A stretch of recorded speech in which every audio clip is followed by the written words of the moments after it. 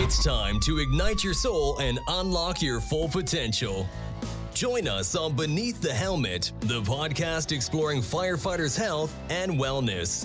Hosted by retired fire chief Arjuna George, our podcast is the perfect place to start your journey towards becoming the best version of yourself.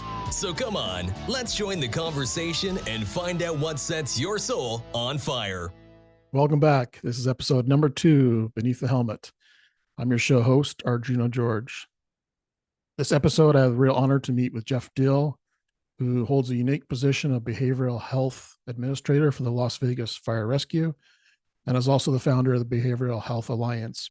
Jeff holds a degree in counseling and is a retired fire captain for the Palatine Rural Fire Protection District in Illinois. Jeff is an educator and ambassador for suicide prevention. His knowledge is vast and shares some real nuggets of wisdom for us all to consider. In this conversation today, we discuss a topic near and dear to myself, moral injury. I know I was challenged with moral injury in my career as a firefighter and want to ensure that information reaches the masses. Jeff was part of an amazing team who recently published a white paper on moral injury called Wounds of the Spirit, Moral Injury in Firefighters. We also go on to discuss other topics such as suicide and the fire service culture. Jeff is an exceptional man, exceptional leader with a true passion for supporting his fellow first responders and firefighters. We hope you enjoy this episode, and please subscribe to our YouTube channel as well as your favorite listening platform. And until then, stay well. Enjoy the episode. All right, Jeff Dill, what a pleasure to have you on the show. Hey, Chief, it's an honor to be here, sir. I really appreciate it. I think the audience would love to hear who Jeff is and what's your background and where do you come from and what brought you to where you are today. Well, I think I'm 61 years old and I'm still trying to figure out who Jeff Dill is. Maybe we'll figure it out tonight. Well, hopefully, maybe, but I'm not paying you as a counselor fee or anything. To give you a quick background, my fire service and things, but I'll start early. I was born and raised in Rochester, New York, and after 18 years, I didn't want to go to college. Didn't want to work at Kodak and Xerox and all the Bausch and Limes. So I went out to Chicago where my dad's brother, my uncle Tom, lived. And about 3 months later, I met my wife at a party. And a year later, we got married. And 2 years later, we had our first daughter. We have 2 daughters. And then I had a full-time job always, but I was doing a lot of part-time jobs. I was a broadcaster. I used to cover the Chicago Bulls, and I'd interview Michael Jordan. Oh, jealous.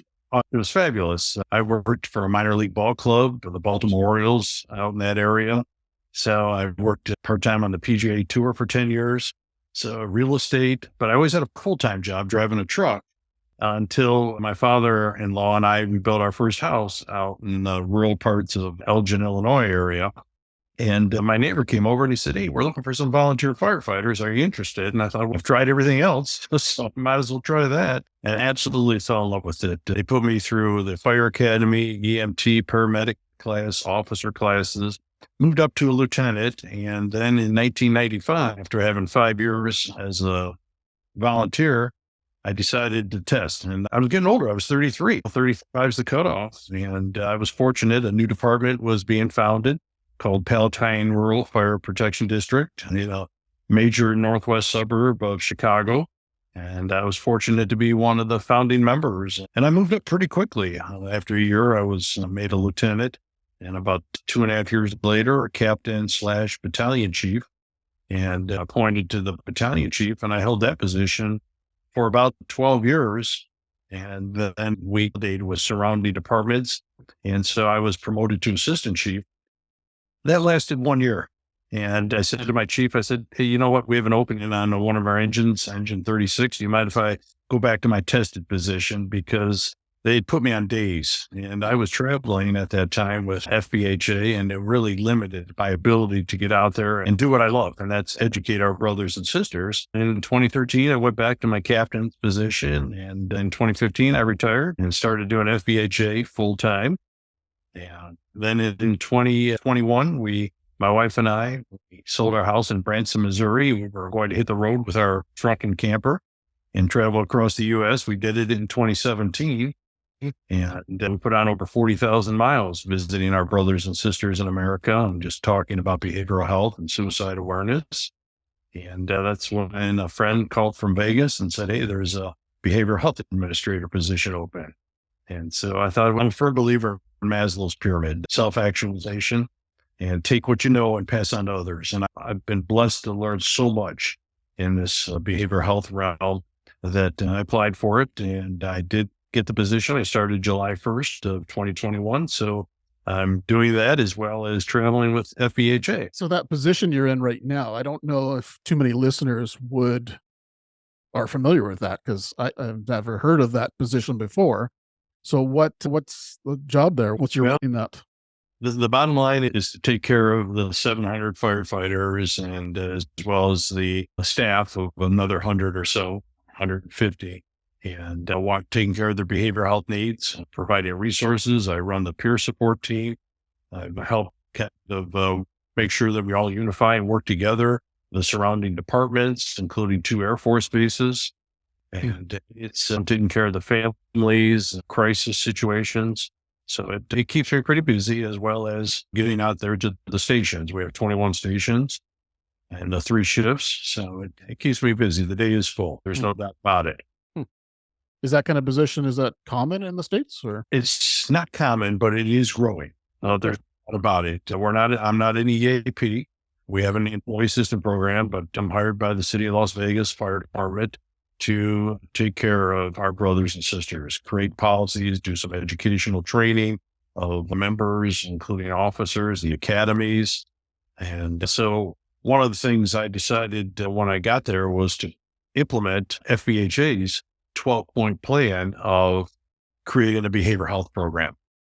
And so just because an organization has an employee assistance program and a peer support team, that it takes more than that to have a behavioral health program. I implemented the 12 points. We have one more to go, and we're working right now on that. And that is a retirement program. How do we prepare our people for either on-duty disability, or if they resign, fired, or when they retire? What does that look like? So we're working in earnest to put that together. Yeah, that's such an important topic, because unfortunately, sometimes when you retire, it's just kind of like, it's one day you're at work, next day you're at home. So that's nice to have some sort of transition and some idea of what's coming down the pipe. Absolutely it is. And my wife just sent me an article, a Harvard study about retirees that's overlooked so much, and that is the social gathering that we've had in this position. And all of a sudden, next day it's gone. Yeah. So you're left, your friends, your brothers, your sisters that you worked for all these years, as both either a volunteer or career. And so it becomes a real issue of isolation as well. So there's a lot to think about when we talk about retirement. That's so good. Kudos to Vegas and yourself for being proactive, I would say, in this regard. So kudos to you, both of you. So Thank you. Appreciate it. tell the listeners a bit about the Alliance and what that entails and who that supports. It's what a journey it has been, Chief. There's no doubt about it. I was just cruising along in my fire service career, like I said, doing part-time jobs. Then in 2005, Hurricane Katrina hit. It devastated New Orleans and the Southeast. And so Division 1 outside of Chicago sent down numerous firefighters to help out our brothers and sisters in New Orleans and the community. And when they came back, they showed me just pictures and videos of the devastation. They were picking up bodies in the streets. And so they were dealing with some trauma. They decided they wanted to go to their employee assistance program counselors. Good people, but this was 2005. And we never allowed anyone in to talk about behavioral health. So these unfortunate counselors had no idea about our world. Well, the firefighters became frustrated and they were searching. And I thought, how can I give back to my brothers and sisters? So I decided to go back to school, and I got my master's degree and I became a licensed counselor. Then started practicing and teaching. And in fact, in 2009, my wife and I founded Counseling Services for Firefighters. This was an organization where we train counselors and chaplains. Hey, you want to work with us? You need to understand this. We're a little different. Not that it's wrong from my point of view, but we're a little different. Yeah. And then in early 2010, I started receiving emails and phone calls from all over the world saying, do you do anything about firefighter suicides? And this was Australia, Africa, Ireland, England, Finland. In fact, the author from Finland, she was writing a book on first responder suicides in Finland. She called me and interviewed me for about a half an hour. And many months later, she sent me the book. It's in Finnish. I don't understand a single word it says, but I do see my name in English in there. So I hope she quoted me right. Yeah, exactly. As well as Canada and the United States. And like I said, it's suicides, man. We have firefighters that kill themselves. This is the greatest job on earth. The more I started doing research and digging into just some data and it was incredible how many I found. I thought, we have a problem here. And so in 2010, mid 2010, my wife and I founded Firefighter Behavioral Health Alliance. Her name's Karen. We've been married 42 years. Congratulations. Thank you. Thank you. But it's just amazing, this journey. And that's when we started tracking and validating fire mass suicides here in the States. And yes, we have 75 that I have validated from Canada. I have several from Europe of brothers and sisters I know that live across the pond, and just validated some of those, but not as, I would say the amounts aren't as great as what we have here in America. Yeah, I think we'll touch on some suicide stuff shortly, just to I think that's a topic that we tend to shy away from as a fire service, even the word suicide. Absolutely. Not only in the fire service, still in society. In society, yes, for sure. But first, I want to dig in because I know recently there's been a white paper going around that's been very popular, and it's been shared across the fire service to all the brothers and sisters, North America for sure, about moral injury. And I know for myself, in my book, Burnt Around the Edges, I talk about moral injury as something I came across when I was doing my own research on my own self-care, my own burnout process. And I came across the word moral injury, and I really, honestly, I'd never heard of it before. I dug into it, and I was almost positive that moral injury played a huge part in my early retirement. And then after that, I've been talking to other firefighters and chatting about what moral injury, in my view, is. And pretty much everyone I talk to has no clue, has never heard of the term before. So I think your white paper came out perfect timing. I think it's a very important topic. So I'd love to dig into that a little deeper and get your points on moral injury. Absolutely. Just yesterday, I was speaking up in South Dakota at the National Volunteer Fire Council's Wildland Symposium. And I asked the group, there's about 40 of them, I said, has anyone heard of the term moral injury? And not one person raised their hand. And it's because it is new. It's not new in terms, the military has been studying it for a while. And we started seeing last year, a couple of years, the term once in a while pop up here in the first responder world. And that's how I came to know it. A couple of firefighters here in Vegas called me out to one of the stations and said, Jeff, we'd like you to watch a video. And it was a doctor doing a TED talk about moral injury for first responders. And they asked me, he said, have you heard of it? And I said, well, being a licensed counselor, yes, I've heard of it, but it was never really studied because it's not the diagnostic statistical and manual that the counselors use for diagnosis and treatment. Knowing who I am and digging into research to make sure everything's always accurate, found out very quickly that Dr. Shea, that's S-H-A-Y, was credited with the phrase moral injury many years ago, and started really looking more and more. And I found that Dr. Bruce Litz out of Boston University, who I've had several conversations with, him and his crew, they created the moral injury outcome scale. And I thought, you know what, we need to, as I heard more and more about it, we need to do a white paper on this. And so I asked Dr. Litz for the survey. We put together some geographical first questions, a couple of questions, and then we sent it out to 10 departments. We wanted a minimum of 500 subjects to take it confidential. And thought, that's great. I can't write a white paper because I speak and write from my heart. And so I have a great friend, Dr. Liz Fletcher, who said, hey, Jeff, I'm a volunteer, but I'm a doctor. I've written white papers. So I just kept on feeding her information, and she so eloquently put it together where a white paper should be. And then we thought we could look at the surveys coming back, but we wouldn't understand them on moral injury. So I happened to come across a chaplain, Chaplain Mark, and his last name, you'll have to look at the moral injury and understand why I don't want to butcher that name. But he said, yes, he said, I would love to be a part of your team to put this white paper out, Wounds of the Spirit. So he interpreted the surveys for us, and it was just a tremendous partnership. And for those who don't know what moral injury in reality is, The belief is that we are all born as human beings to want to help. It's inherent to help others, to be there. And then you get into the first responder world and you're trained to save lives, to be there and help others in their time of need. As you know, Chief, our percentage rate is very low in saves in reality. And we see more and more death, and that starts giving us that feeling of helplessness, that are we really doing good like we had hoped to? And so one of the big issues of moral injury is betrayal by management, betrayal because management promised us more work. We wouldn't have to do all this overtime, maybe better equipment, maybe better salaries. So we feel betrayed when something happens, or betrayal by others. That maybe our brothers and sisters we work with did something to kind of make us look bad, or maybe our loved ones decided to get a divorce, maybe because of our actions, whether we had the way we treated them or an emotional or a physical affair, because we know divorce rates are 60 to 65% in the first responder world, or betrayal by ourselves, where we actually went out and had that affair, or maybe we saw someone being bullied, or maybe we saw someone being harassed and we didn't say anything. And that leads to that guilt. And guilt is a major part of moral injury.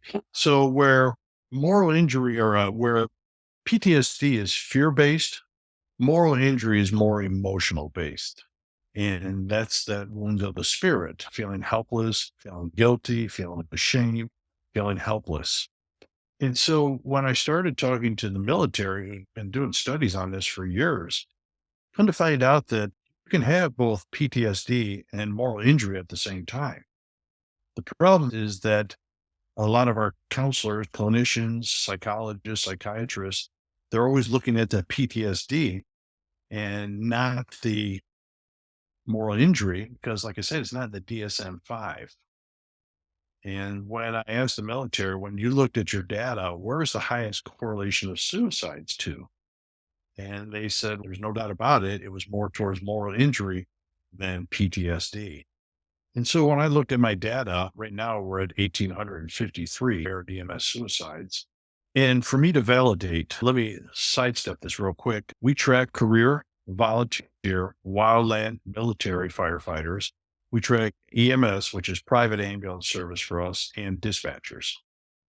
So when I started looking at the data, and we get confidential reports that come in off our webpage, but because a lot of people know me, they will call me or text me and say, "Hey, Jeff, we just lost someone yesterday, took their lives." I then contact the fire chiefs, the chief officers or supervisors. So out of the 1,853, I've personally spoken to about 1,800 chief officers to validate the data, to hear the stories, the methods, the reasons. And so we know that the number one reason is unknown. Families and the chiefs just didn't know. But the number one known reason is relationships, whether it's personal or work related with our relationships. And so when I started seeing this and I'm starting to really study and thinking about this white paper, I'm starting to believe more and more that maybe moral injury plays a large, if not larger role than PTSD in our brothers and sisters. And I think that's what the white paper is showing, or it did show. And so we are now have on the drawing board a white paper 2, and we're going to make it a more of a, there's a term to make it a doctoral paper, so that it can be published in like the American Journal. Right. Yep. So we are working on that aspect, and the Shea Center, the Volunteers of America and Shea Center want to help us with that, with any information that they have. And so we are going to set the minimum at 2,500. So we'll be sending these surveys out to fire and EMS organizations, both career and volunteer, all over the U.S. And so we'll be starting work on that pretty. Once again, kudos to you for spearheading this, because I think, once again, this is a topic that super important, I think, for the fire service, let alone emergency services, let alone the world, to understand this emotional damage, the emotional injury to our heart. That's how I put it, was it's an injury to the heart. Are there any other ways to frame it for firefighters to kind of understand it? Is it a definition or? Yeah, I think it's more of that understanding that, and let me give you an example. Back in 2011, our first grandchild, she was 22 months old when she was diagnosed with retinoblastoma, cancer of the eye. And, it's one of those calls you never forget when your daughter calls you and says, Dad, Lily has cancer. Wow. You can remember that for the rest of your life. So a week later, they had to remove her eye because half her globe was encapsulated with the tumor. They didn't want it to get down the optic nerve into the brain. We were still in the shock of this cancer diagnosis that we are now having our granddaughter have her right eye taken out. And I took a video of her playing in the nurse's station before the surgery. And even now, today, when I watch it, it's hard to fight back the tears. Like that. But when the doctor picked her up and took her through the back door for surgery, to hear my daughter wail like I'd never heard anyone on any scene. But that didn't bother me the most. What bothered me the most was my thought process. I'm supposed to do something here. I'm supposed to do something to save my granddaughter's right eye. And I'm thinking the audacity. You never even heard of the disease until last week. And for all these years, I always thought that's my PTSD. That's my trauma. And now I'm starting to realize that it's more of a moral injury aspect of it, that thinking, that thought process, that I'm supposed to protect the ones that I love. And so it's amazing how we can go on these calls and we can feel things. And Chief, as well as I do, when you talk to people, they say, oh, yeah, man, that was a tough call. Maybe they are okay with some of those calls and they're processing it properly. But it's the moral injury calls, the ones that, oh, did we do something wrong? Why didn't it call us quicker? Why did we have to slow down because someone cut us off at the intersection? That extra 30 seconds could have saved a life or something. Yeah. So it becomes very difficult to start judging ourselves. And that moral injury, like I said, we title it wounds of the spirit. And those are all those emotions that we go through as human beings because we want to do well. We want to help others and save lives. And unfortunately, the calls that we see nowadays are a lot different than when I started in 1990. There's a lot more anger out there, a lot more shootings, fights, and stabbings, and people are angry. And to some extent, COVID had a lot to do with it as well, because we were told one thing by politicians, we were told another thing, and it goes to that moral injury. We feel betrayed by our government. Do we get shots? We can't get shots. If we don't get shots, then we're fired. So there's a lot of that going on as well in society, that moral injury of feeling betrayed by our country and our government when it comes to this COVID. So it's the dynamics, like I said, we're still in a learning process of it. And Chaplain Mark, in the second white paper, we will be talking about treatments. How do we treat those with moral injuries? Well, that was going to be my kind of a second question was if listeners are listening right now, is this me? Do I have moral injury? Is there any kind of signs or what you can see in yourself if you were experiencing that? The signs are very similar to PTSD. They really are. And you become you carry a lot of guilt around a lot of things. You might not sleep. You're feeling a lot of stress and anxiety. And to that point where you start feeling guilty. And that's where I see those relationships issues when it comes to suicide. Guilt's a very powerful emotion. And if we feel guilty because we did something that caused our family to divorce and our kids hate us and things, it's just, the dynamics are incredible. There's no doubt about it. And so we are going to be doing a thorough search and all those counselors out there that we can talk to in regard to treatment about moral injury. But I know Chaplain Mark, he runs the moral injury unit at Rush Memorial in Chicago. And so he has some great ideas and ones that he practices. So they're evidence-based. Right. So what could the fire service do better in regards to moral injury? What would be some tips that you'd provide our listeners with, some ideas to improve their awareness and what firefighters can do to maybe that moral injury or even just prevent it in the first place? Well, I think it's important. Everyone always talks about conferences, and I'm sure you've heard it too. We need to change our culture. I love firefighter. I don't want to change our culture. Our belief here at FBHA is we want to enhance it, and you enhance that through education. And that's what we're trying to do, is educate people about all these different things that we've been studying. And one of them is that moral injuries, to understand it, educate yourself, and to talk about it. Let's start talking about these things. Hey, we had this baby drowning. How are we feeling? Is that a trauma related, Or is that more of a moral injury because you have children at home and maybe you had a child that died and now you're trying to save this child through your loss and you can't save that child. So now that moral injury is even more amplified because, hey, that's two kids I couldn't save. And so, like I said, the ones that hurt here, not here from what I see and it's the ones that I feel and hear. And that's important to discuss. Where does it hurt? What do you feel you could have done better on those aspects? And so constantly talk about these things. I shouldn't say constantly, but to be aware of it, these situations that come up, that it's okay to talk about it and keep on learning. Remember, for us, and we're only 12 years, 13 years into understanding behavioral health in the fire service. Chief, coming up through the ranks and years ago that we never talked about behavioral health Sure. and suicide. That just it wasn't ever on the radar for us. We got 250, 300 years in the fire service. We got a lot of catching up to do. Yes, indeed. And you can see evidence of how we have progressed because in 2010, when I was starting to study about PTSD and suicide, the only real therapy that anyone talked about was CBT, cognitive behavioral therapy, which is a talk therapy thing. And people would say, hey, that's what we use for PTSD. It's the best. Now we know differently. Right. There's EMDR, there's equine therapy, there's brain performance. There's just so many different type of therapies out there now that we can use for our people. We still have a long ways to go. There's no doubt about it. Yeah, I personally, I think it's pretty exciting times with the amount of modalities out there that first responders have access to now, and almost on a daily conversation. I don't know, it's exciting times. It's definitely different than just the PTSD and one treatment.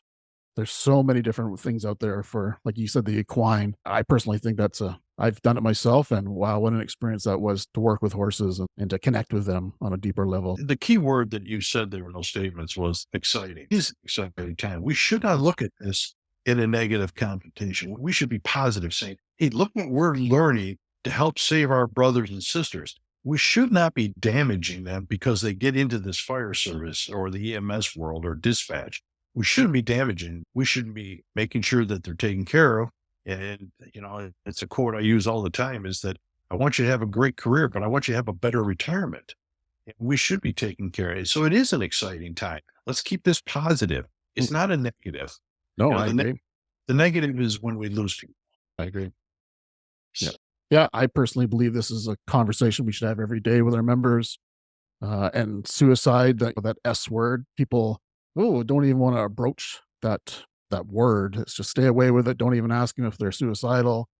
But now it's changed where it's just be upfront with them, and it's probably going to be a better outcome by being honest and just speaking the truth versus beating around the bush.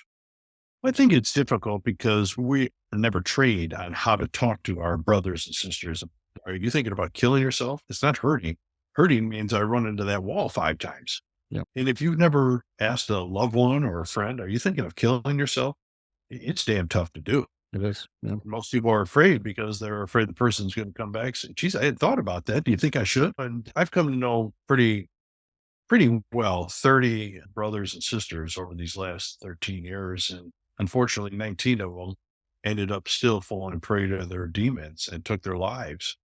But we've always had conversations, and you asking that person, are you thinking about killing yourself? That was never the motive for them to take their lives. They had deeper seated issues than that. Let's not be afraid to ask them, and let's not be afraid to walk the walk with them. Provide resources for your friends and your brothers and sisters you work with. Organizations, like I said, have a complete behavioral health program. And so these things, like I said, they're coming around. It's going to take time. You know as well as anyone, Chief, we are impatient people. We want things done right then and there. That just can't happen because we're dealing with people. Yeah. In society in general, we want it now. We want it now. Absolutely, it is. And you were right. Suicide is a word that people, it is actually completed, not committed. A lot of people say committed suicide. It's completed or died by suicide. But when we first started, man, we're a not-for-profit. And so it's a struggle for funding and things for us. Even today, when we first started, I'd approach fire manufacturers, and they say, man, Jeff, we love what your mission is, but suicide's a negative connotation against our business. I had one organization write back and say it was not much of a return on investment for them. It's, how do you say that? Yeah. You're donating to an organization that we've done tremendous work. We keep very low key. We don't, when we get the thank you letters from families or kids, we don't go put them on the Facebook. We're very confidential and things. So how do you say that to us, that there's no return on investment? You're saving a life. And Right. you're right. There is no price on that. Yeah. Good point. Good point. Like I said, this journey that my wife and Karen, she volunteers 30 to 40 hours a week. Without Bride, FBHA does not run. Wow. Wow. Saying that, how could people support the Alliance and support you moving forward? What's the best ways to do that? For us, I have a hard time asking for money and donations. Would be a very poor man if I was to say, because I'm just not that type. Yes. And so, just for us, any type of donations or just do some fundraising, golf, or whatever it is would be absolutely appreciated. There's no doubt about it. And I think one of the biggest things, though, is just get people out there to know about us. Like I said, we stay very low key because it is suicide. And we also realize this is a family issue first, and it will always be a family issue first. And so, but like our white paper, if people have it, share it with other fire departments and to get it out there. And in regard to that family first, I can't tell you, Chief, the amount of phone calls I get, firefighters wanting to know how they can get their chief to really not hide the suicides and things. Let's talk about it. And you just don't know. Maybe families don't want anyone to. We see that because we know that there's no obituaries printed. One wants to talk about the situation. So that's why it's so important for me to keep confidentiality with the chiefs. If I, in these past 13 years, if I had ever let one department out or one name out, we would have been done. Here at FBHA, we take great pride and I'm the only one who's seen the data. It's not like we pass it around to our instructors and things, because I made that promise to those chiefs that we'll keep that very confidential. Amazing work you're doing. Amazing work. You talked about the difference between committed and died by suicide. Maybe just for the listeners, why is that important in the language? Is because, and there's a lot of words that I've had to change. One of the three objectives when we started FBHA was not only the workshops, but we have a scholarship program for children or spouses going back to school. But our third one was our greatest endeavor that we felt we needed to accomplish, and that's called Those Left Behind. And it's our annual weekend retreat for family survivors. And it's always held the third month of May. And that's where I started really learning a lot about the terminology, because the families were going through issues. And so committed sounds like they did something wrong. Where completed means, yes, they had this idea and they went forth and completed suicide or died by suicide. It's a softer way of admitting that a loved one has died by their own hand instead of committed, which indicates guilt. You committed a crime. Well, it's not. And so, like, even words like trigger, I'll say that word more, because that's where I learned in one of the retreats many years ago. I said, when you heard that, did that trigger any response of your loved one? And they direct, and I love people who are direct, said, Jeff, I try not to use that word anymore because I'm the one who found my son who took his life with a firearm. So that's why I try to pass it around to people. And at first I thought what stimulated that thought, but then that we have a lot of people on addictions. So my word I use is catalyst. What's the catalyst for them? And so that's just some of the things I'm trying to do and pass on to others. So it's either completed, die by suicide, or what catalyst? What was the catalyst that brought up that memory instead of what was the trigger that brought up that memory? It's more sensitive to the survivors. Yeah, the power of language is amazing. So that can totally change somebody's reaction to the words you're using, right? Well, absolutely. Yeah. Like I said, our weekend retreat, we actually hold a national We Remember night on the third Friday. And we've had organizations across the U.S. and Canada join us. So what happens is that my wife finds a big house that we can put like 18, 19 bedrooms. And families from across the U.S. come together and they bond. And the power is incredible. These are some of the bravest people I've ever met because they open up their hearts to each other. They open up their hearts to new families and talk about the pain, the loss. And then on the Friday, about 8:45 local time, wherever we're at, we go down to the local fire department and I go live on Facebook. And then I say a few words and then we pay in the families who hold pictures of their loved ones and they state their name. And then we get a bagpipe, maybe play an Amazing Grace.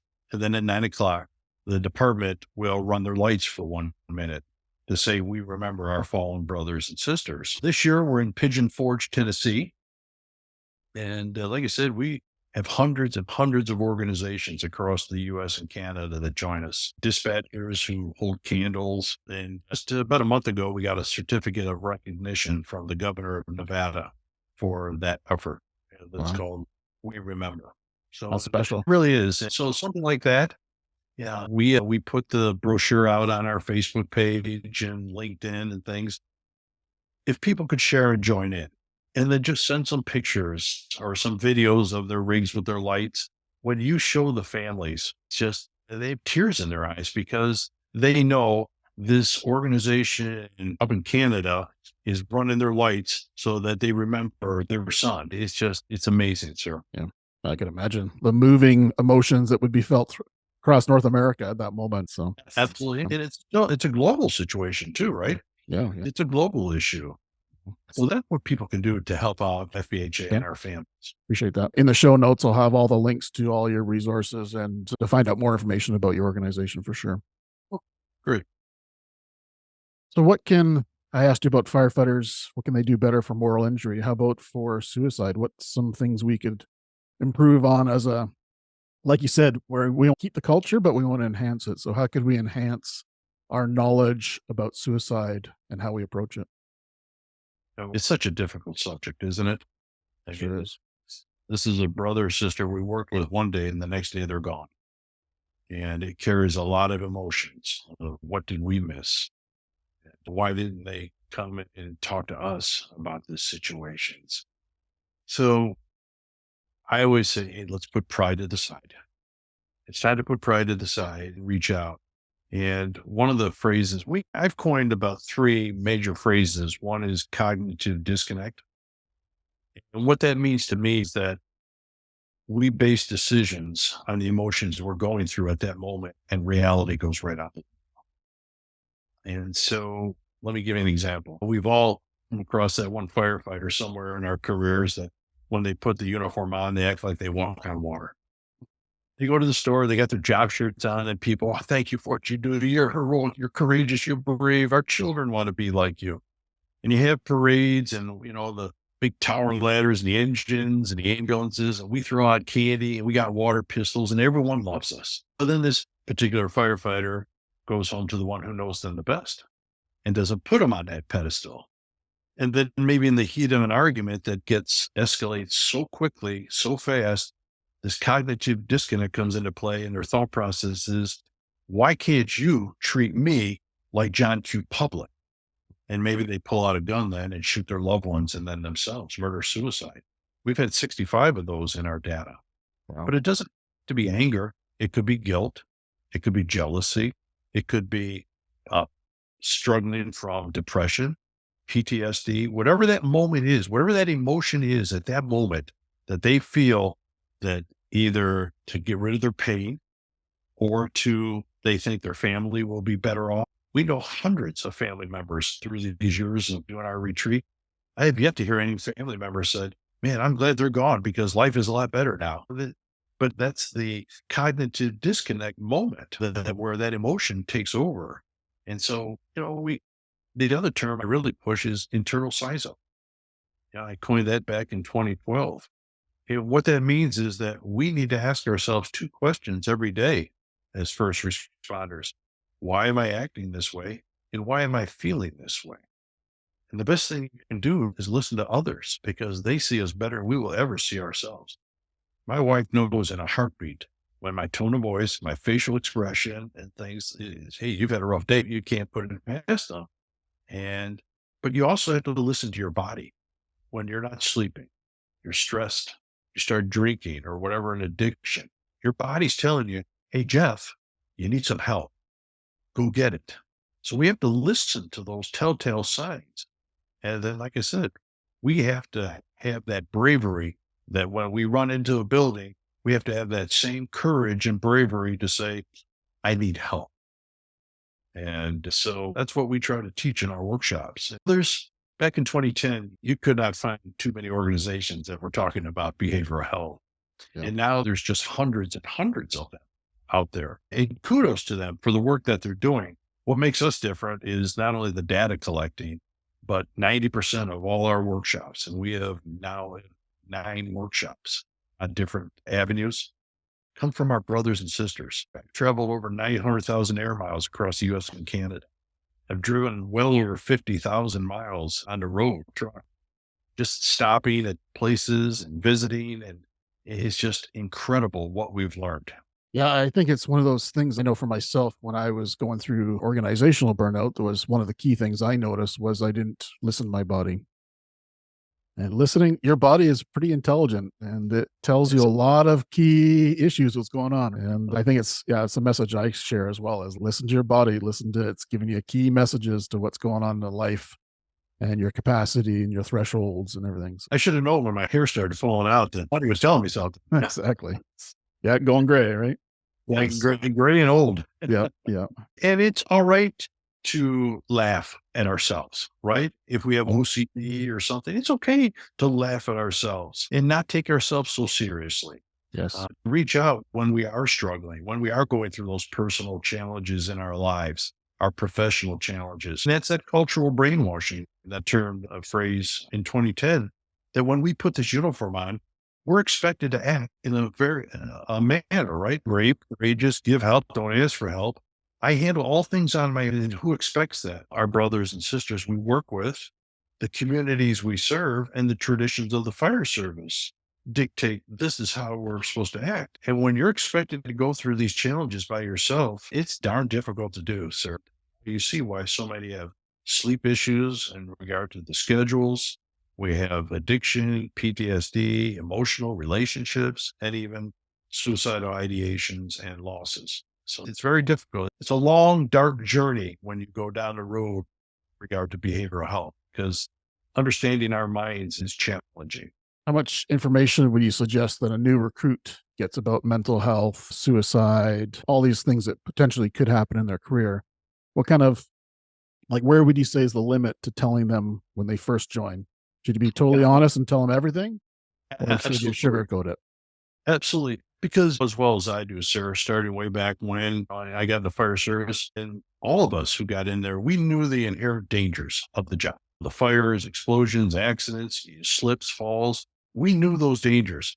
We were never told about stress and anxiety and depression and PTSD and suicide and things. We in our academies in Vegas, 2 hours. They get 2 hours of one of our workshops. FBHA donates I do our workshops and I donate that to them. You got to let them know that it's okay because we're here for you now. Our peer support, our chaplains, we're here for you. And we want you, like I said, have a great career, but you need to step it up too. You're feeling those things that you have to ask for help because, we can't go around knocking at your door every day. Hey, how'd you do? How's things going? So you do have some onus. And this is our greatest time, Chief. It's our greatest time in the fire and EMS world to not only make changes for our organizations, but for ourselves. And the resources that are available, the thousands and thousands of counselors now that have taken training to understand our world, and the different types of therapies. So it's, like I said, it is exciting times, like you stated earlier. I agree. Truly is. Yeah. Yeah. I feel totally blessed to be able to be in the position I am now to kind of share what I've learned and just to spread open that conversation up. I feel blessed to be in the position I'm in where I can do that now. And it's appreciated. It's appreciated by the listeners that you have on your show that write to you and say, hey, thanks for, talking about a difficult subject on your show. That's where you know that you've succeeded because you took someone's life, one person, and they listened, and then they can pass that on to another person, maybe two, and it just spreads like a wildfire. So we're coming up to the end of our conversation. It's been great. I think very important topics for everyone to listen to, even outside the fire service. What would be some closing remarks, but more along the lines of a challenge to our fire service that we could learn from you? I would say very big on this. Build or strengthen your relationship bonds with your support system at home. Talk to them. You can do those internal size ups together at home with your spouse, your partner, your children. Say, hey, what emotions did I go through today? How did I display those? And how did it affect you? And listen to them. And because, like I said, they see us. Build those bonds and relationships with your partners or your spouses. Because I will tell you from talking to just thousands of our brothers and sisters and experiencing it myself, once you retire, those phone calls, they start to drop from your brothers and sisters you work with. It's nice to have your support system at home walking that path of retirement with you. Not, oh man, now I'm divorced after retirement and things. So build your relationships with your support systems, your loved ones at home, your children. It will pay off years down the road. Couldn't agree more. Love it. Yes. Well, Jeff, it's been a pleasure chatting with you tonight, and I really appreciate the work your organization does, you and your wife, and keep up the good work in spreading that message across North America. Chief, I appreciate it. I'm honored to be on your show here. Please know you're doing some fantastic work. Even though you might not know it, I tell people this all the time. I'll know the ones I lose. I'll never know the ones I save. And just keep on believing in your doing the work that you have been tasked to. Yes. It's the purpose of life moving forward. I have a favorite saying, seek what sets your soul on fire. And I think what I'm doing right now is I found what sets my soul on fire. Excellent. Excellent. Well, just keep following the path, sir. Yeah. You as well. You as well. All right. Stay well. Take care, sir. Thank you for tuning in to Beneath the Helmet. We hope that this podcast has provided you with valuable insights into the world of firefighters' health and wellness. Remember, caring for your physical, mental, and spiritual well-being is crucial to achieving optimal performance. Join us next time on Beneath the Helmet for more inspiring conversations. Until then, stay well.